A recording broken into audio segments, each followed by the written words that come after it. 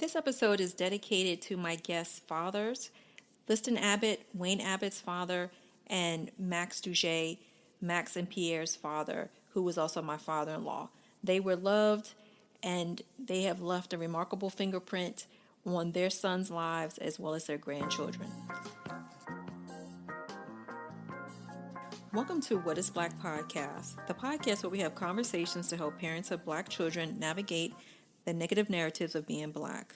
I'm your host, Jacqueline Douge, a pediatrician and mom of two.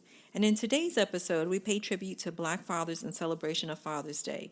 It was important for me to do this episode because I don't feel Black fathers are celebrated enough. I've been blessed and honored to know so many wonderful Black fathers that I wanted to honor them. And you'll hear from three of them today. My brother-in-law, Pierre Douge, my husband, Max Douge, and family friend, Wayne Abbott. This conversation is an excerpt from a longer conversation that I had with them for an upcoming interview. And I just wanted to share their wonderful conversation. And they share so many reflections of fatherhood. So I'll let us get into the conversation. And then at the end, I'll share some of my observations. Hope you enjoy this episode. About all the similarities between not only what we're trying to do with our kids, but also with our experiences with our fathers and things like that is, earlier Max was talking about, it's a foreign concept to him to sort of the idea of, your parenting job is done at 18.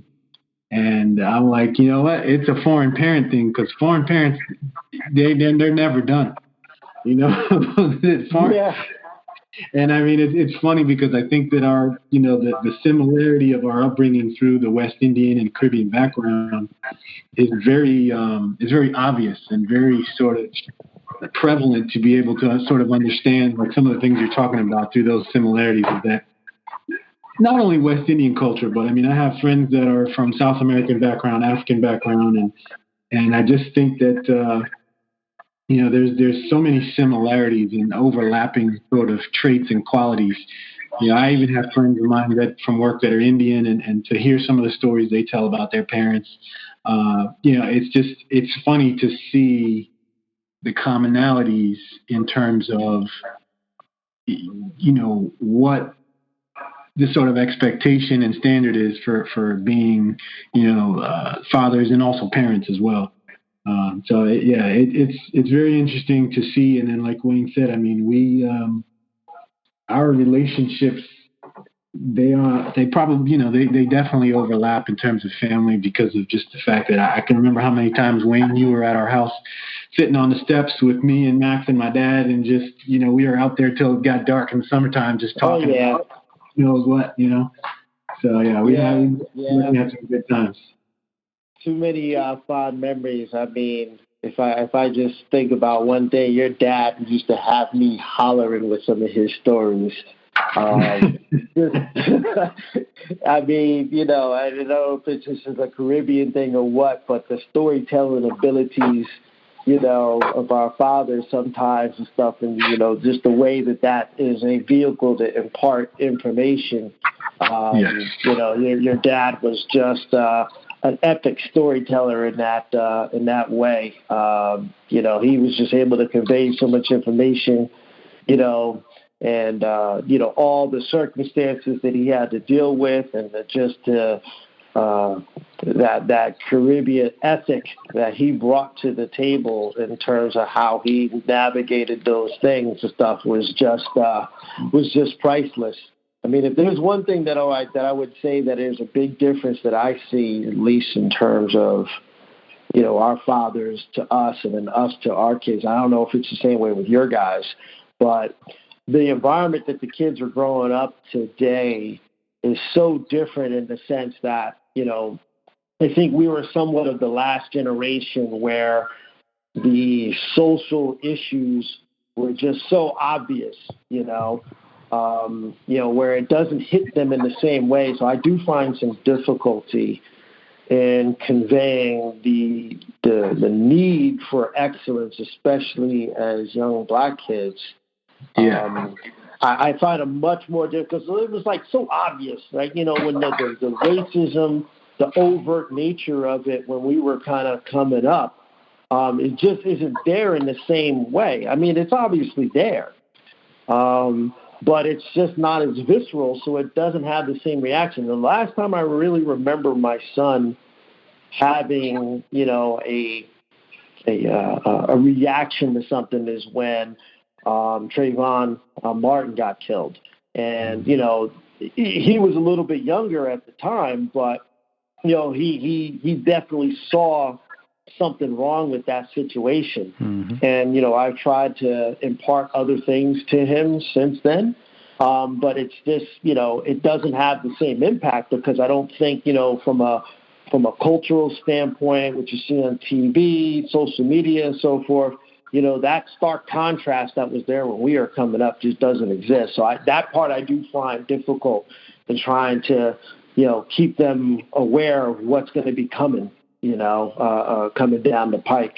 But, we just got to keep trying at it and stuff like that. But that was one of the things that your dad was great at and stuff. He would bring those stories and stuff, and it was just funny to listen to him, in the comical sense. But then, from the seriousness of it all, he definitely brought that to the table. Yeah, it's definitely interesting contrast, in terms of how things are presented now versus when we were growing up. And similar to Wisner's reaction, our boys have had some reactions based on things they've seen. And the one thing that jumps out to me is how much more access to information they have than we did. A lot of the things that we learned about tended to be through, either through the books and history classes or through, the types of conversations that we would have with my father.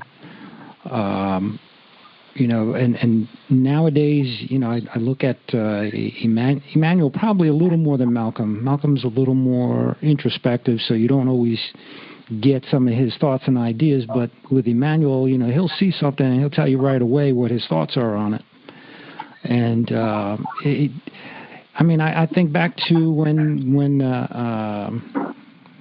let me see, I guess it was the second term that Obama was going through, and I remember Emmanuel being a little kid, and Jackie and I would have conversations with him, about politics. I guess he was around 12 years old, maybe 12, 13, maybe even younger, I'm not sure.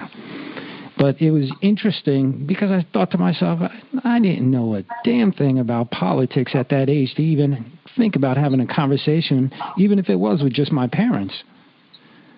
And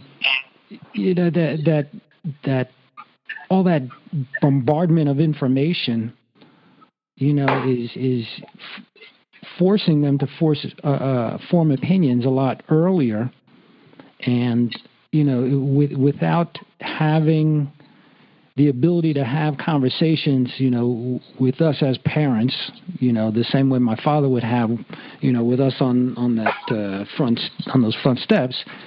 I can't help but wonder, what exactly would they be able to do, or how would they take all that information and then, kind of weed through all of that? Because like you said, the issue of race is a whole other thing. I've gotten real angry with some of the things that the guys have gone through, and to my surprise, their reactions were like nothing compared to mine. And there have been times I often wondered, do they even know what's happening?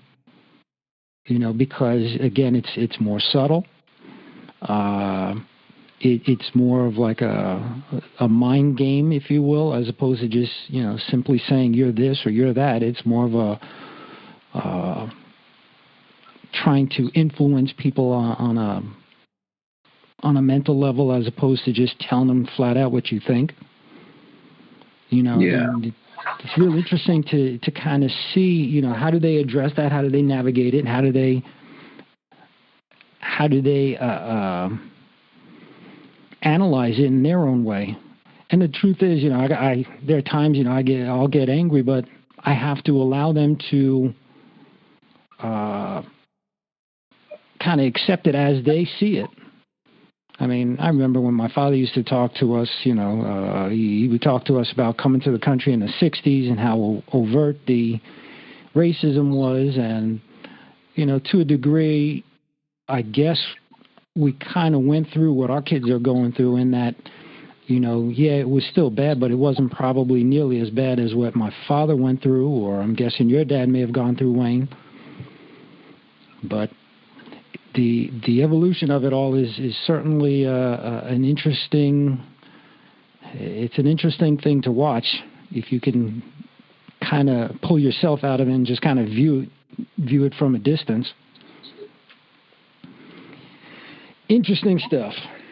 Yeah, I think, that's the thing. It's like now it's a much more subtle thing because, a lot of the stuff that we took as almost like speaking for us, Wayne, I always talk about your T-shirts and your sweatshirt line. And I remember when you had the sweatshirt that said, it was Black by nature, proud by choice, right? And I went to the school, I went to the Catholic school where, my freshman and sophomore year, there were less than 10 black kids in the whole class of over 350. And I used to wear that sweatshirt as often as possible on uniform day. I remember the first time I wore it, my religion teacher of all people commented on it because it was a day that I had to do a presentation. And she irritated me very much because she was saying, "Oh, I find the shirt fascinating." And it was a bit sort of patronizing because she turned it into, well, this is how we should express our faith. That we're Catholic by nature, but we're proud by. I'm like, no. Like, there's no comparison here. And I remember even then sort of understanding, like you said, the sort of just overt and blatant sort of tamping down of anything that was thought to be, anything that was thought to provoke any sort of conversation on race was always tried to be sort of, subjugated. And I remember walking down the hallway and just almost wanting to start a fight with somebody to say something to me. And because I was just like, it was something that you dealt with every day. And, with the kids, I mean, Sam's not at that age, but I mean, also he's at a public school that's so diverse. And they have, in the cafeteria, they have flags of almost every country that's represented in the school. The flags are posted up all around the school. The cafeteria building. And so the kids, their perspective is completely different now. And so there's positives and negatives to it. My daughter's school, they're a very, they're a very exclusive private school, but they have a real agenda because they're a Quaker school on inclusion and diversity, particularly as it pertains to black versus white. And so she's very aware and cognizant, probably much more so than I was at that age. But the concepts are different because of the subtleties that exist now that didn't quite exist before. And the fact that, black culture is in many ways no longer black culture, it's pop culture now. Like hip hop is pop culture, whereas for us, hip hop was black culture. And a lot of people don't recognize the difference. The subtlety of, having these actors or actresses, white actors or white actresses, and they dress a certain way, so they're quote unquote cool. Whereas, you had some of these, some of the people that were our, the popular actors and musicians and things of our generation, no, it's not the same thing. And so, it's something that it's very upfront with her. Like her school just had a presentation on the value of HBCU, and why it's the opportunities there are great and why that those are not things to be dismissed. I mean, I thought that was stunning for them to have that sort of presentation at a school that's overwhelmingly white. And so she's very much more aware and cognizant of it, but I don't think that the approach is very good, but the approach also doesn't, in my opinion, account enough yet for this as an obstacle versus a change, and so it's an interesting thing because she's not at the age where she's had to deal with, that sort of overt sort of stuff. And like you said, it's there, but it's a much more subtle way. And so you have to sort of be cognizant of yourself and what's going on around you. So interesting. Yeah. Very much. Yeah. It's a different dynamic, a different imperative, and how you have to deal with it these days with them. But it's interesting though, because, for many years we bring, the kid, my son in particular came to most of them because he had more flexibility to bring your kid to work days. And, I tell him, I said, look, if you'd have told me that I was going to be one of the few in my career, still, 30 years later, I would have said, nah, that's not possible. But I said, but here it is. This is the situation that you're going to be dealing with. And, you may not understand it fully now, but you will. And you're going to have to make a decision about the best way to overcome these issues. So, hopefully those little moments like that, they'll store it in the back of their head and they'll figure it out at some point. And maybe they'll say, hey, maybe he was right. Maybe there was something he was trying to tell me, but I just couldn't hear at the time. And, hopefully, they'll act on it and maybe even come back to us at some point to say, hey, how can we best navigate this? And, like we said, that fathering thing is a lifelong commitment. So you just, dust off those chops and try and do it again at a different stage in their life. Yeah, keep telling them. They hear you. You just got to keep telling them. Yeah, I mean, it's interesting with all the stuff, like you said, with Trayvon and Tamir Rice and all of this stuff. It's like I take it different. Like I wonder because obviously, my young guy is 5, so he's clearly not of the age for that. And like right now, I just gave him a haircut and I let him have a mohawk. And I'm like, but I really wrestled with letting him have it because I'm like, well, what are they going to see when they see this kid? Like I think about that. Like, what kind of perspective are they going to look at when they see him? Because he's a 5-year-old, energetic, bright, interesting young kid. But I'm like, well, when they see him, is any of that going to even be visualized? They're going to say, oh, here we go.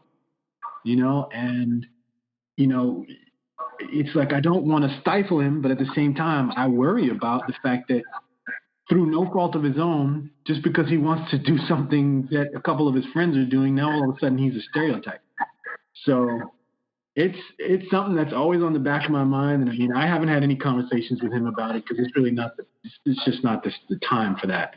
But ultimately I let him have it. And I said, okay, I'll let him have it because I want him to be free to be himself. And I want him to, over time he'll understand how being himself has to be navigated. But for right now, I'm like, well, he's going to be with me. So besides school, there's not really a time and a place where there's not really too many places where he's not with me or he's not with his mom. So that's why ultimately I said, okay, he wants to do it, within reason. Sure. No problem. And, I talked to him about like, he's like, oh, how long am I going to let it grow? And I'm like, not that long.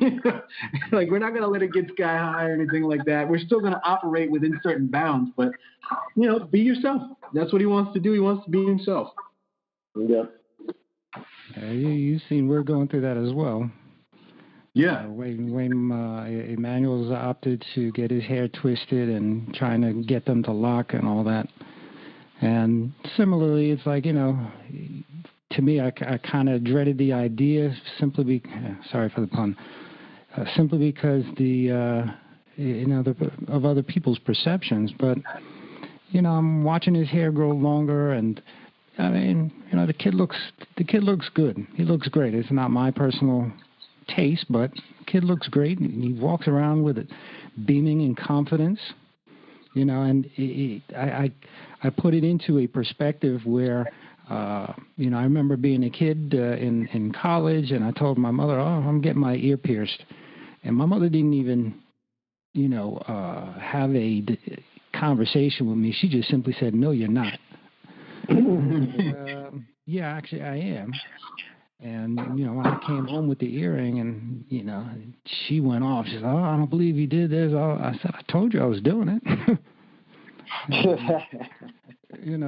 But, I kind of look at those things, the haircuts, at some point, Emmanuel's smart enough. He knows if he's going to have to get a serious job that, he's going to have to present himself a certain way. And, maybe that type of haircut isn't going to be best suited for him. But in the meantime, somebody's going to have perceptions about him. And unfortunately, I kind of look at it as their problem. And hopefully he kind of leaves it at their doorstep as well.